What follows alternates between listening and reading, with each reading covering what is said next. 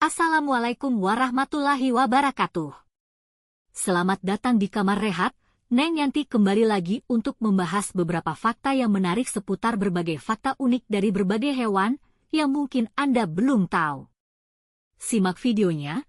Sebelumnya jangan lupa untuk subscribe channel ini ya agar channel ini terus berkembang dan agar Neng Yanti selalu semangat berikan info unik dan fakta terupdate yang terbaik kepada kalian tentunya. Berikut seputar fakta unik dari berbagai hewan yaitu 1. Berang-berang laut berpelukan saat mereka lagi tidur. Berang-berang laut atau yang memiliki nama ilmiahnya yaitu Enhydra lutris. Berang-berang dapat ditemukan di seluruh dunia kecuali Australia dan Antartika. Mereka hidup di darat dan air, meskipun mereka menghabiskan sebagian besar waktu mereka di air. Sebagian besar dari mereka hidup di sungai, danau, dan lahan basah air tawar, tetapi berang-berang laut ditemukan di Samudra Pasifik. Mereka adalah mamalia karnivora yang memakan apapun yang paling mudah diperoleh. Jadi, pola makan mereka seringkali bervariasi tergantung musim atau lokasi, tergantung pada mangsa yang tersedia. Berang-berang memiliki taring dan geraham yang membantu mereka berburu dan memakan daging. Di ekosistem air tawar, mereka memakan berbagai macam mangsa seperti ikan, kepiting, remis, moluska, krustasea, mamalia kecil, burung, dan katak. Berang-berang laut memakan berbagai macam hewan laut, termasuk remis, kerang, bulu babi, kepiting, siput, dan sekitar 40 spesies laut lainnya. Selain itu, berang-berang rakus akan makanan dan makan hampir sepanjang hari, menghabiskan antara 15% dan 25% dari berat tubuhnya setiap hari. Berang-berang juga cerdas, karena kerang, krustasea, dan bulu babi termasuk makanan favorit mereka dan bercangkang keras, berang-berang memukulinya ke batu di pantai. Atau mereka menaruh batu di perut mereka sambil berenang telentang dan membuka organisme ini. Bisakah kita meminta trik lainnya? Mungkin jungkir balik 3 kali? Fakta menarik lainnya adalah bahwa ketika mereka tidur siang sambil mengapung, mereka biasanya tidur di tepian alga atau berpegangan tangan satu sama lain, sehingga arus tidak membawa mereka terlalu jauh. Dengan cara ini, mereka terhindar dari terbangun jauh dari yang lain, yang mungkin dapat menyebabkan mereka tersesat. Hewan-hewan cerdas ini juga dapat berkomunikasi melalui siulan, yang berbeda-beda tergantung pada apa yang ingin mereka sampaikan kepada kelompoknya. Selain itu berang-berang laut selama hidup hanya memiliki satu pasangan saja, atau biasa kita sebut monogami. Wah, sungguh unik ya dan cerdas juga dari perilaku hewan satu ini, dan selain cerdas ternyata hewan yang setia juga, patut dicontoh dari kesetiaan hewan yang satu ini. 2. Lidah paus biru seberat gajah. Nama ilmiah paus biru adalah Balaenoptera musculus. Nama genusnya, Balaenoptera, berarti paus bersayap dalam bahasa Latin. Nama spesiesnya, musculus, bisa berarti otot atau bentuk kecil dari tikus, plesetan yang ditinggalkan oleh ilmuwan yang menamai paus biru. Paus biru hidup di semua samudera di dunia, kadang-kadang berenang dalam kelompok kecil, tetapi biasanya sendiri atau berpasangan. Mereka sering menghabiskan musim panas untuk mencari makan di perairan kutub dan melakukan migrasi panjang menuju Khatulistiwa sebelum musim dingin. Paus biru berenang di lautan dengan kecepatan lebih dari 5 mil per jam, tetapi dapat mencapai kecepatan lebih dari 20 mil per jam saat dibutuhkan. Meskipun ukurannya besar, tubuh mereka relatif ramping dan ramping untuk perjalanan jarak jauh yang efisien. Paus biru bepergian sendiri atau dalam kelompok kecil, tetapi juga ditemukan dalam kawanan yang jauh lebih besar hingga mencapai 60 individu, terutama selama periode makan. Mereka bermigrasi ke kutub pada bulan-bulan musim panas untuk mencari makan, kembali ke laut yang tenang dan hangat di dekat Khatulistiwa untuk musim dingin. Paus biru jantan dan betina cenderung kawin selama musim dingin, bayi-bayinya lahir setahun kemudian.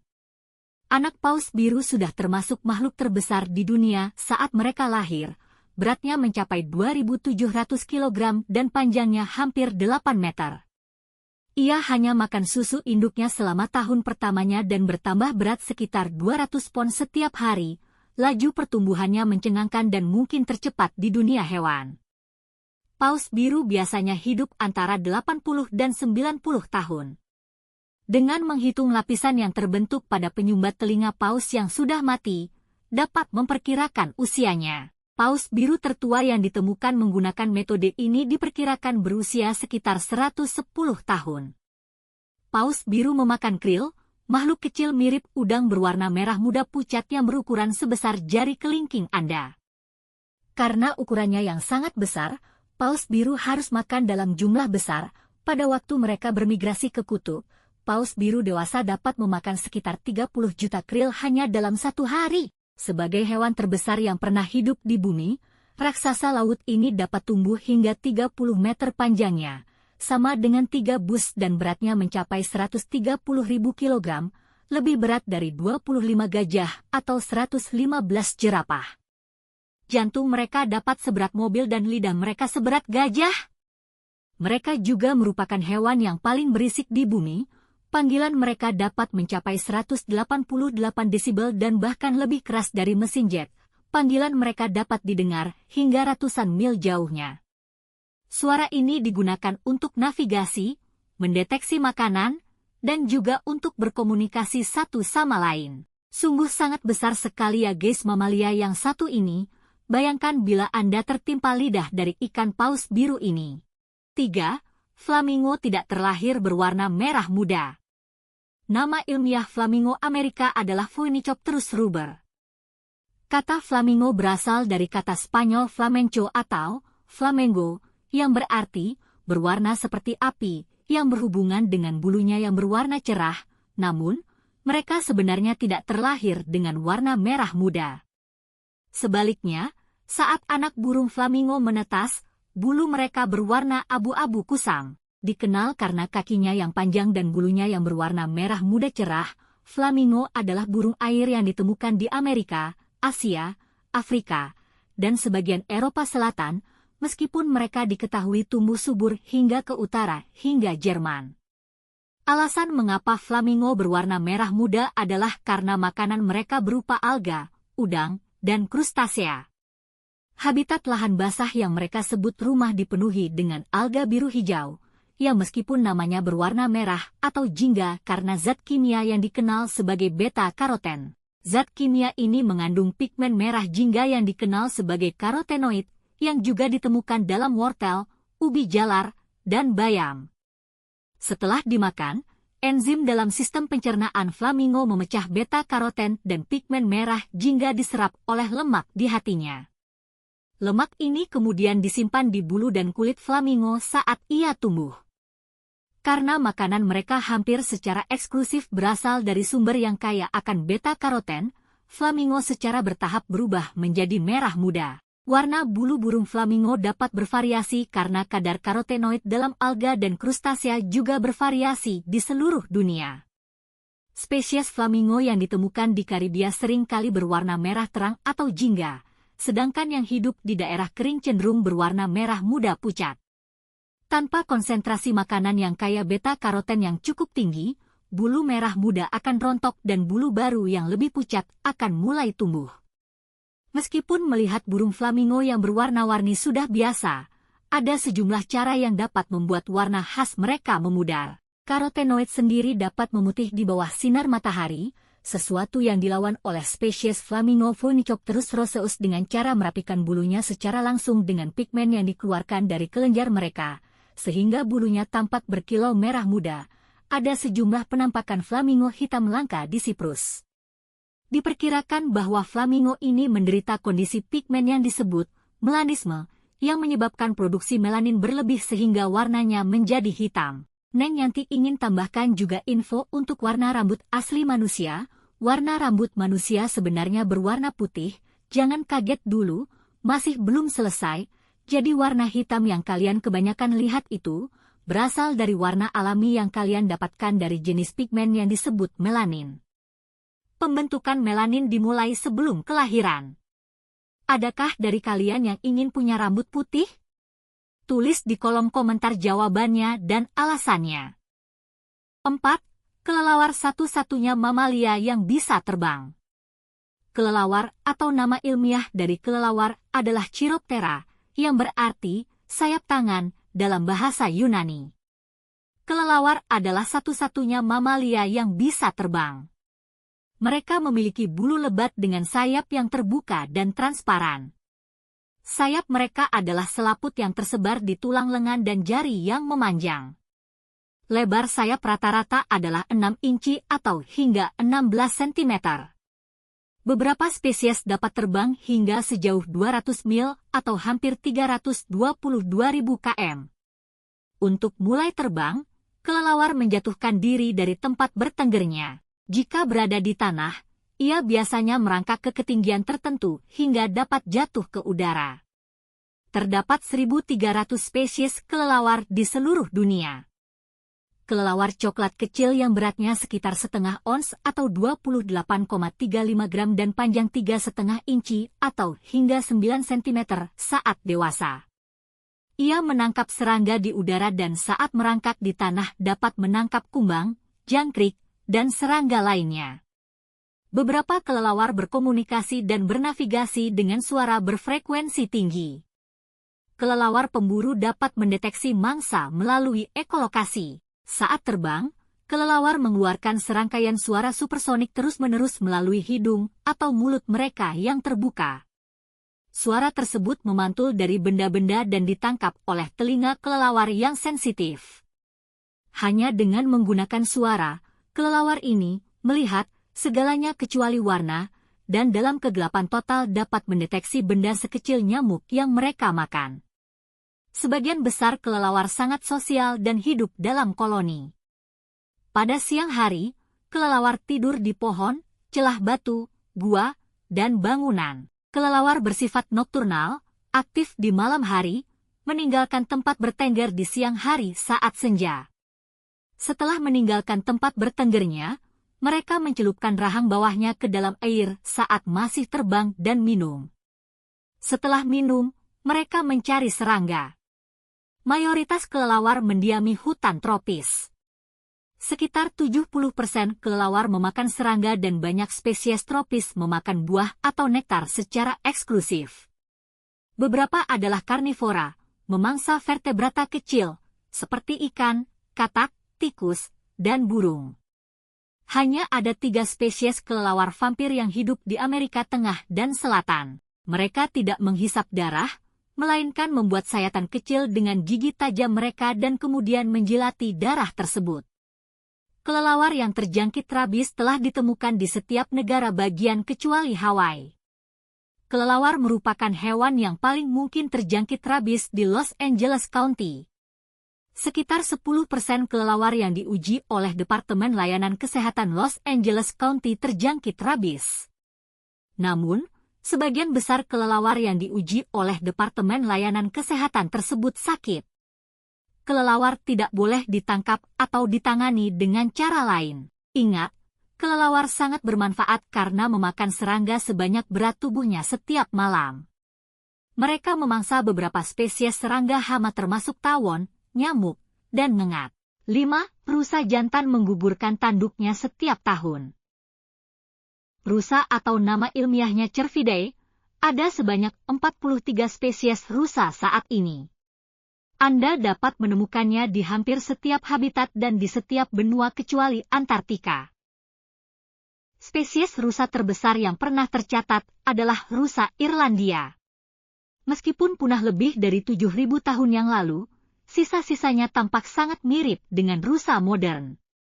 Rata-rata rusa jantan Irlandia tingginya sekitar 2,1 meter atau 6 kaki 11 inci, dan tanduknya bisa mencapai 12 kaki atau 4 meter. Betina lebih kecil dari jantan tetapi masih lebih besar dari spesies rusa yang masih hidup. Rusa dapat berlari hingga 30 mph 48 kph, berdiri dengan kaki belakang. Rusa dikenal berenang menyeberangi teluk dari satu pantai ke pantai lain di seluruh wilayah jelajahnya. Rusa memiliki indera penciuman yang luar biasa. Ia 1000 kali lebih sensitif daripada manusia. Mereka juga dapat mengenali hingga 6 bau berbeda pada saat yang bersamaan, yang berarti mereka dapat mencari makanan dan mengendus predator tanpa ragu. Indera penciuman mereka sangat tajam, rusa dapat mendeteksi manusia hingga setengah mil jauhnya. Namun, yang unik tentang rusa adalah mereka menggunakan telinganya untuk menangkap suara seperti suara pelacak. Jadi, jika Anda meremukan ranting, mereka dapat mengarahkan telinganya tepat ke arah Anda. Dari sana, rusa dapat menangkap suara kecil apapun yang datang dari tempat Anda berdiri. Rusa memiliki penglihatan 5 kali lebih baik daripada manusia. Dan jika itu belum cukup, jangkauan penglihatan mereka berada di antara 250 dan 270 derajat, sedangkan kita hanya memiliki pandangan 180 derajat. Rusa sangat peka terhadap gerakan, dan mata mereka dapat menangkap bahkan desiran rumput yang paling kecil sekalipun. Namun, mereka membutuhkan beberapa sudut untuk mendapatkan gambar 3 dimensi dari sebuah objek. Jadi, jika Anda pernah melihat rusa menggerakkan kepalanya maju mundur atau bergerak naik turun, mungkin rusa tersebut mencoba menangkap sudut-sudutnya. Selain itu, rusa memiliki penglihatan malam yang sangat baik. Diperkirakan seekor rusa dapat melihat hingga 150 yard atau 137,16 meter dalam kegelapan. Rusa memiliki tanduk yang rontok setiap musim dingin dan tumbuh kembali di musim semi. Faktanya, tanduk adalah jenis jaringan yang tumbuh paling cepat di planet ini. Bulu halus pada tanduk rusa muda disebut beludru. Bulu ini penuh dengan saraf dan pembuluh darah yang memungkinkan tanduk rusa tumbuh sangat panjang hanya dalam satu musim. Misalnya, tanduk rusa dapat tumbuh hingga 1 inci per hari. Anak rusa disebut faun. Selain itu, seekor faun yang baru lahir sendirian dan bertanya-tanya di mana induknya. Menariknya, rusa betina benar-benar meninggalkan bayinya sendirian untuk melindungi mereka. Anak rusa lahir tanpa bau yang jelas, sehingga sulit bagi predator untuk menemukan mereka. Jika induk rusa selalu bersama anaknya, hal itu justru dapat membahayakan mereka. Strategi bertahan hidup ini adalah salah satu alasan mengapa Anda tidak boleh menyentuh anak rusa jika Anda menemukannya di alam liar. Meskipun mereka terlihat lucu dan menggemaskan, Anda menempatkan anak rusa tersebut pada risiko dimakan oleh predator jika Anda menyentuhnya. Sebaliknya, yang terbaik adalah mengamatinya dari kejauhan. 6. Lidah jerapah memiliki panjang lebih dari 50 cm. Jerapah adalah mamalia tertinggi di dunia. Kaki dan lehernya yang panjang membantu mereka memakan dedaunan di puncak pohon tinggi yang tidak dapat dijangkau hewan lain. Mereka memiliki lidah yang panjang, dan tidak memiliki gigi di bagian depan rahang atas, yang membantu mereka mencabut dedaunan dari dahan. Jerapah jantan menggunakan lehernya untuk berkelahi, mengayunkannya dari satu sisi ke sisi lain untuk menanduk lawannya. Hingga saat ini, diperkirakan hanya ada satu spesies jerapah yang masih ada, yaitu Girafa camelopardalis. Akan tetapi, penelitian terbaru oleh para ilmuwan menunjukkan bahwa ada 5 spesies, jerapah Afrika Utara atau Girafa camelopardalis, jerapah Afrika Barat atau Girafa camelopardalis peralta, jerapah Masai atau Girafa camelopardalis tipelskirchi, jerapah retikulasi atau Girafa camelopardalis reticulata. Jerapah selatan memiliki 2 subspesies yaitu jerapah Afrika Selatan atau Girafa girafa dan jerapah Angola atau Girafa angolensis. Mereka memiliki bulu berbintik yang khas, tidak ada 2 jerapah yang memiliki pola yang sama persis. Ini berarti jerapah dapat dikenali secara individual dari bulunya, ciri yang sering digunakan dalam penelitian populasi jerapah liar. Jerapah liar memiliki rentang waktu hidup 25 tahun. Berat dari jerapah yaitu 1.603.000 pon atau 726 hingga 1.360 kg. Rata-rata jerapah tingginya antara 16 dan 20 kaki atau 4,86 meter. Jerapah merupakan mamalia tertinggi di dunia, bahkan bayi jerapah yang baru lahir lebih tinggi daripada kebanyakan manusia. Jerapah mendiami dataran terbuka, padang rumput, dan sabana di Afrika. Mereka paling umum ditemukan di Afrika bagian selatan dan timur, tetapi beberapa populasi yang lebih kecil dan terisolasi hidup di Afrika bagian barat dan tengah. Jerapah adalah hewan pemakan tumbuhan, jadi mereka menggunakan lehernya yang panjang untuk memakan daun, tunas, dan buah dari semak dan pohon yang tinggi. Mereka memakan berbagai tanaman dan makanannya bervariasi tergantung pada lokasi dan musim, tetapi daun dan tunas akasia adalah yang paling umum. Jerapah memiliki leher panjang yang panjangnya dapat mencapai lebih dari 6 kaki kurang dari 1,8 meter. Alasan leher panjang masih diperdebatkan di antara para ilmuwan, tetapi leher panjang berguna untuk menjangkau makanan di puncak pohon yang tinggi.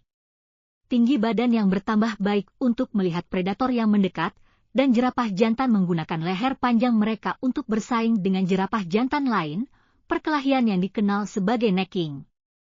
Jerapah jantan mengayunkan leher panjang mereka dan berulang kali menanduk tubuh jerapah jantan lainnya.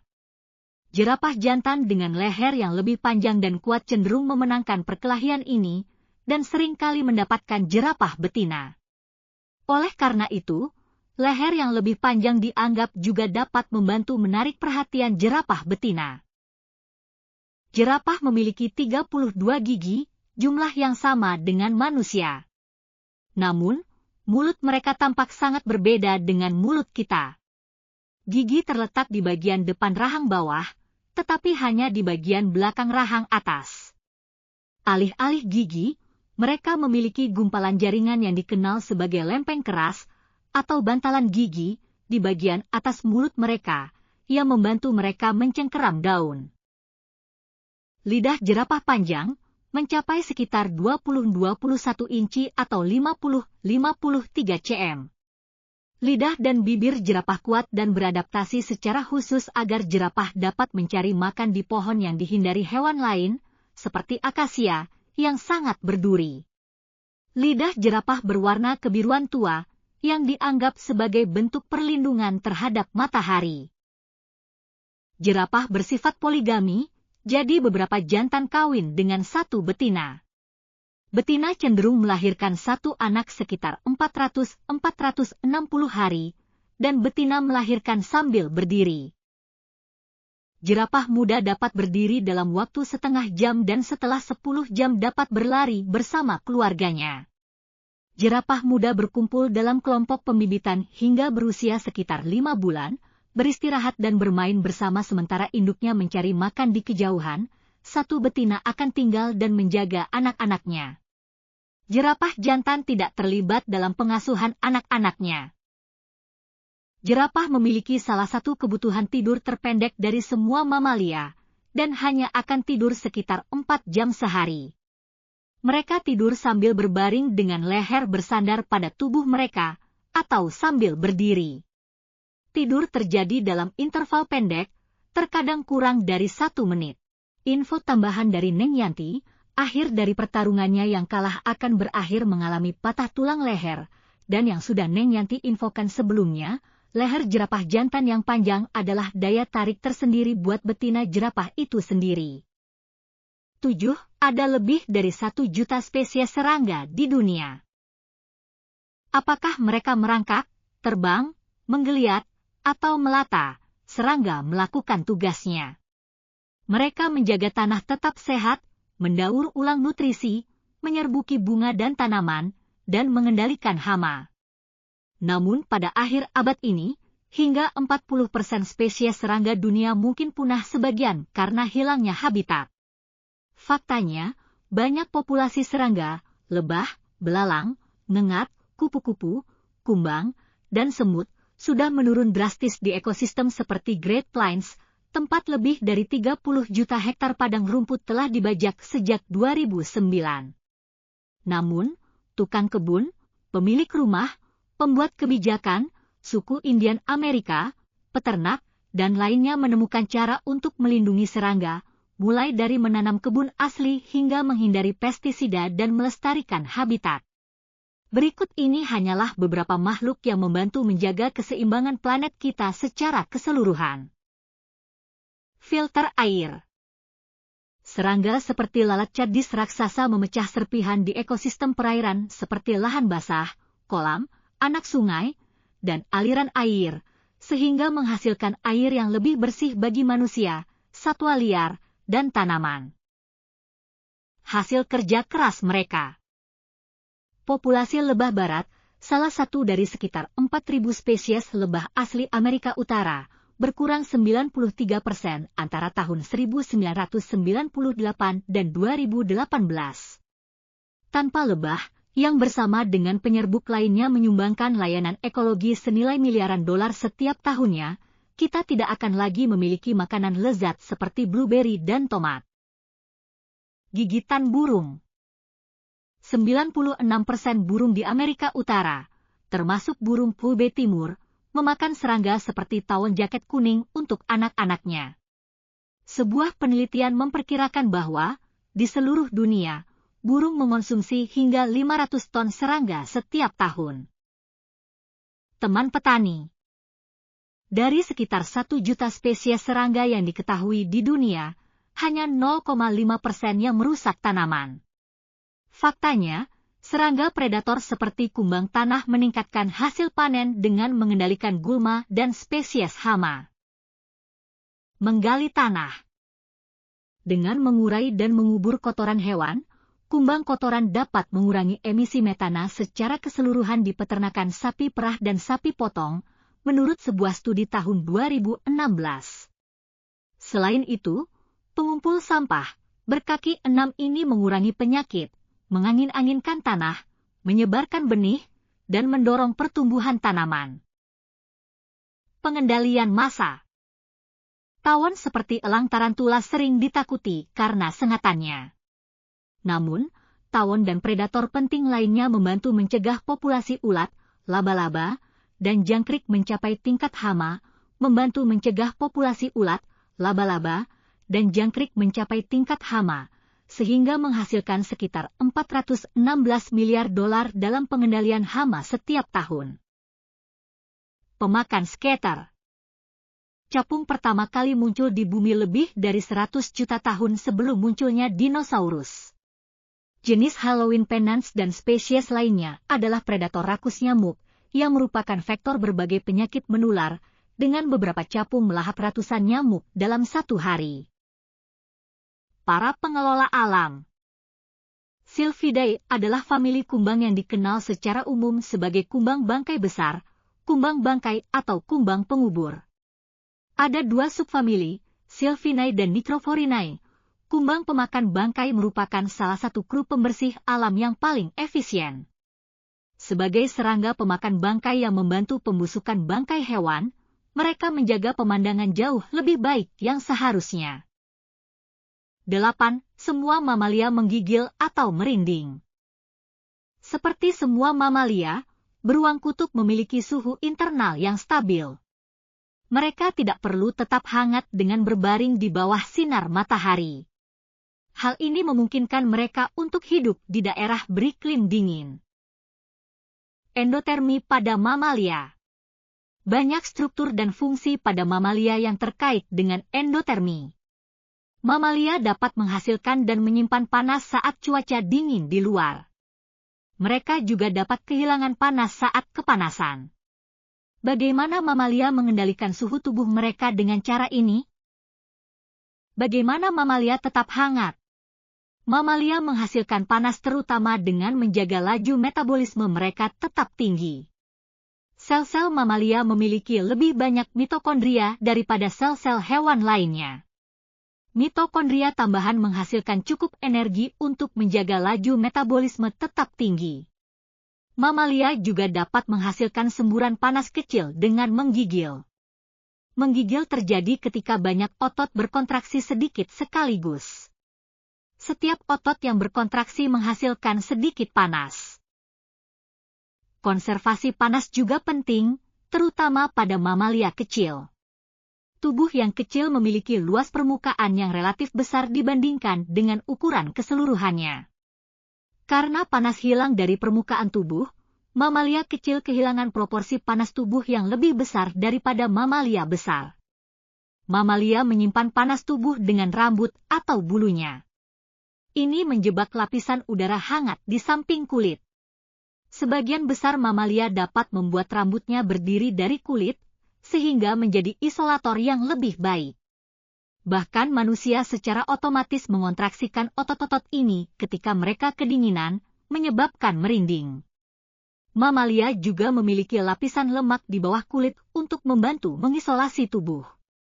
Lapisan lemak ini tidak ditemukan pada vertebrata lainnya. Mamalia mengangkat rambutnya dengan otot-otot kecil di kulit. Bahkan manusia secara otomatis mengontraksikan otot-otot ini saat mereka kedinginan. Otot-otot ini menyebabkan merinding, seperti yang ditunjukkan di sini. Salah satu cara mamalia menghilangkan panas berlebih adalah dengan meningkatkan aliran darah ke kulit. Ini menghangatkan kulit sehingga panas dapat dilepaskan ke lingkungan. Itulah sebabnya Anda mungkin memerah atau merah di wajah ketika Anda berolahraga di hari yang panas. Anda mungkin juga berkeringat. Berkeringat juga mengurangi panas tubuh. Keringat membasahi kulit, dan ketika menguap, ia mendinginkan tubuh. Penguapan menggunakan energi, dan energi tersebut berasal dari panas tubuh.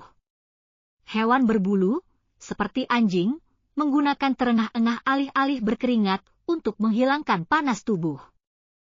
Penguapan air dari lidah dan permukaan lembab lainnya di mulut dan tenggorokan menggunakan panas dan membantu mendinginkan tubuh. 9. Ular mencium bau menggunakan lidahnya. Ular memiliki indera penciuman yang luar biasa. Mereka dapat menggunakan lidahnya untuk mencium berbagai macam bau di udara. Setiap kali kita mencium sesuatu di udara, sebenarnya kita sedang mencium blok-blok kecil yang disebut molekul. Molekul-molekul inilah yang membentuk aroma segala sesuatu di sekitar kita, seperti roti panggang, rumput segar, dan kue kering hangat. Indera penciuman ular. Ular menggunakan lidah untuk menarik molekul dari udara ke dalam mulut. Kemudian molekul-molekul tersebut akan mencapai bagian langit-langit mulut ular yang disebut organ Jacobson. Organ ini membantu menguraikan molekul-molekul tersebut menjadi bau. Bau tersebut dapat membantu ular menemukan mangsa atau memberitahu ular untuk menjauh dari predator. Rocky Parker lulusan dari Washington State University dan saat ini menjadi asisten profesor di James Madison University di Virginia. Meskipun lidah melakukan sebagian besar penciuman, ular juga menggunakan lubang hidungnya untuk mencium bau. Parker mengatakan kita masih mempelajari bagaimana ular menggunakan lubang hidung, lidah, dan organ Jacobson untuk mencium dunia. Namun, kita tahu bahwa beberapa jenis hewan lain juga menggunakan semua bagian ini untuk mencium, ucapnya. Kadal akan menjentikkan lidah mereka dalam pola yang berbeda untuk mengumpulkan bau dari udara. Rusa dan kijang akan menjulurkan hidung mereka ke udara dan mengangkat bibir atas mereka untuk memindahkan beberapa molekul ke dalam mulut mereka. Hal ini memberi mereka semacam indera keenam, yang membantu mereka mengetahui dunia mereka, kata Parker. Hidung ular penting untuk lebih dari sekadar membantu indera penciumannya. Seperti hampir semua hewan, ular membutuhkan pasokan oksigen yang sehat untuk bertahan hidup. Lubang hidung adalah jalan masuknya oksigen ke dalam tubuh.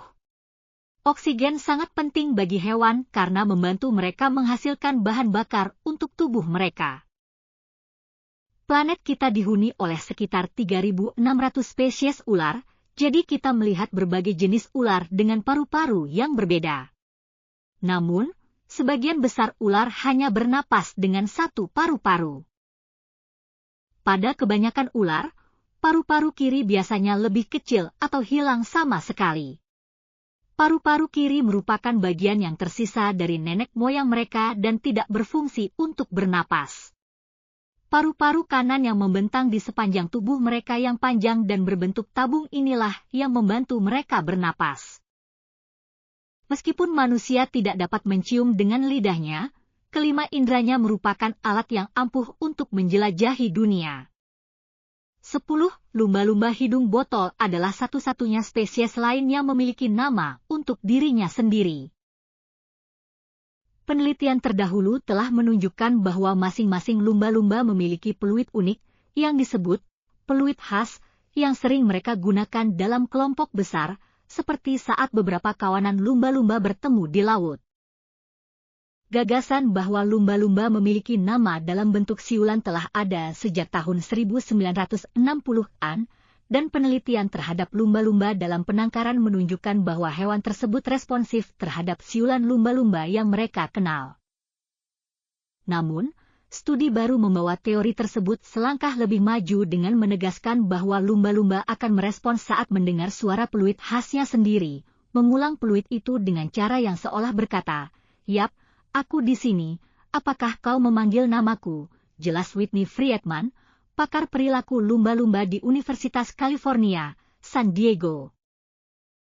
Ini adalah bukti kuat bahwa lumba-lumba memang menggunakan suara itu sebagai nama, menurut penelitian yang diterbitkan pada tanggal 22 Juli di Proceedings of the National Academy of Sciences. Penelitian ini dilakukan oleh sekelompok ilmuwan di atas kapal di lepas pantai timur Skotlandia yang bergabung dengan sekelompok lumba-lumba liar. Ketika salah satu lumba-lumba mengumumkan dirinya dengan siulan khasnya, yang setara dengan Joey, misalnya, para peneliti merekam suara tersebut.